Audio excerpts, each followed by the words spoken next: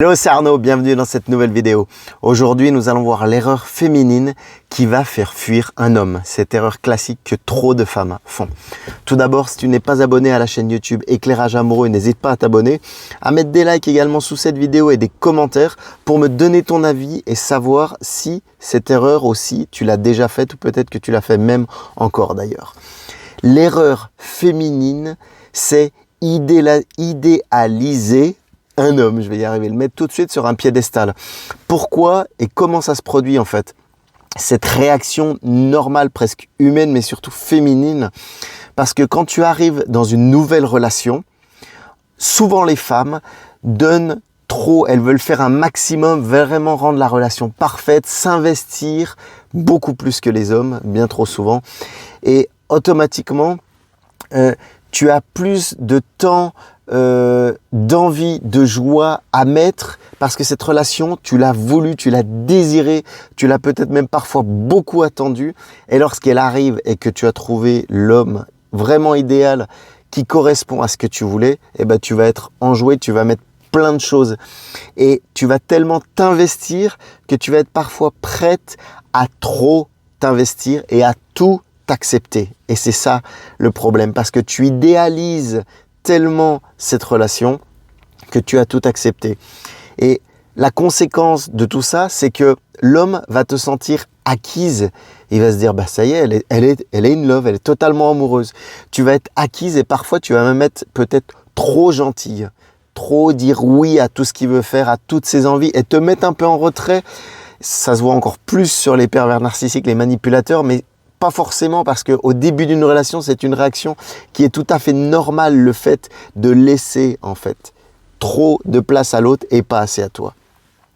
Également, dans une vidéo précédente, je te remettrai la vidéo juste au-dessus, c'était à propos des besoins cachés d'un homme parce que je te parlais entre autres d'indépendance et c'est vrai que certaines femmes, tu peux être au début d'une nouvelle relation, en demander beaucoup et cet homme n'aura plus cette indépendance.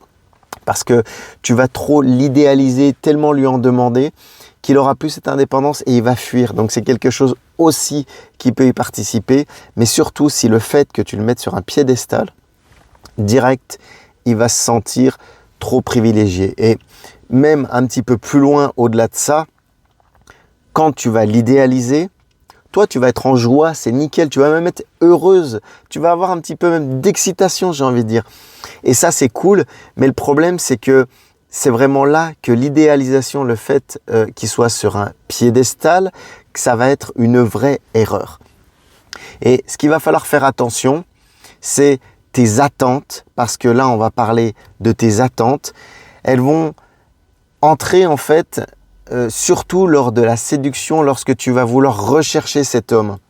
Si tu ne fais pas un bon matching, si tu n'as pas des bons critères, tes attentes vont être trop importantes et à partir du moment où l'homme va matcher avec ses attentes qui parfois sont trop loin, et ben automatiquement ça va plus coller à la réalité et tes attentes vont être trop hautes. Et si tes attentes sont trop hautes, automatiquement tu vas trop l'idéaliser. Et c'est ça un petit peu, encore une fois, le problème. Je ne sais pas si peut-être tu auras des commentaires ou des suggestions, mais écris vraiment sous cette vidéo parce que je pense que c'est important et ça va parler vraiment à beaucoup de femmes. Et il y a deux solutions pour calmer en fait cet effet d'idéalisation de piédestal d'homme parfait. Parce que là, c'est plus l'homme idéal, c'est l'homme parfait en fait. Tu as deux choses.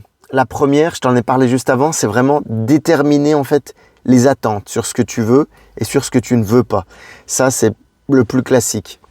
Parce que comme je te l'ai dit aussi un petit peu avant, ça va te permettre de coller à la réalité, mais une vraie réalité réelle, pas une réalité que tu souhaiterais.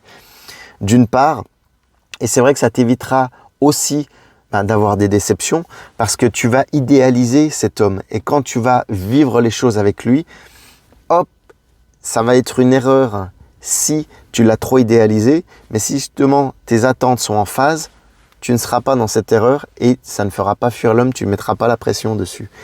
Donc ça va être important par rapport à ça. Mais la deuxième chose que tu peux aussi faire, c'est vraiment prendre du recul. Alors prendre du recul quelques jours, voire une semaine peut-être, pour analyser et pour voir en fait comment il correspond au niveau des attentes que tu as de lui par rapport à tes objectifs à toi. Et peut-être que même toi, une fois que tu vas être avec lui, ça va être ok, il va te dire des choses ou t'envoyer ou vouloir te voir rapidement. Tu auras peut-être le besoin, je vais y arriver, de prendre du recul. Et ça va être vraiment important pour, encore une fois, ne pas le mettre sur un piédestal. Alors, là, on a vu les solutions. Il va y avoir des avantages à pas faire cette erreur, à pas l'idéaliser. Il y en a 3. Moi, j'en ai donné 3. La première, c'est que tu vas pas rentrer dans un sentiment de culpabilité. Parce qu'à partir du moment où tu vas idéaliser trop un homme, c'est sûr que ça va le faire fuir, d'une part. Mais d'autre part, toi, tu vas pas être bien intérieurement. Tu vas vraiment avoir un sentiment de culpabilité en te disant « c'est de ma faute, j'aurais pas dû, j'en ai trop fait », te remettre en question, confiance en toi, estime de toi, tu vas te laminer toute seule. Donc l'avantage de ne pas faire cette erreur, c'est déjà de ne pas avoir cette culpabilité. La deuxième, c'est que tu vas pas lui mettre la pression en fait sur l'homme avec qui tu es. Parce que si tu l'idéalises trop, tu vas lui mettre la pression et automatiquement, il va y avoir un décalage par rapport à tes envies, à tes désirs, tout ce que tu lui demandes. Et ça évitera de le faire fuir encore une fois. Donc, pas de culpabilité pour toi, pas de pression sur lui ou même ressentie par lui, j'ai envie de dire. Et puis la troisième, automatiquement, tu auras envie de mieux apprendre à le connaître si tu l'idéalises pas. Parce que si tu l'idéalises, tu vas te dire, je pensais ça, moi je voulais un homme comme ça, je pensais ça de lui, il y est, hop, coché. Et en fait, ça sera pas vivant, tu n'auras pas envie de le connaître et cette relation, tu vas te dire, il m'intéresse pas en fait. J'avais envie au début, j'avais un peu d'amour et j'en ai plus. Et des fois, c'est ce ressentiment qui peut être trouvé chez les hommes comme chez les femmes. Mais moi, j'ai eu plusieurs femmes au téléphone qui me l'ont dit et ça vient souvent de cette partie-là. Donc, c'est dommage en fait parce qu'à la base, c'est juste parce que tu l'as idéalisé. Et c'est l'une des erreurs féminines vraiment les plus fréquentes. J'espère que cette vidéo t'aura bien aidé.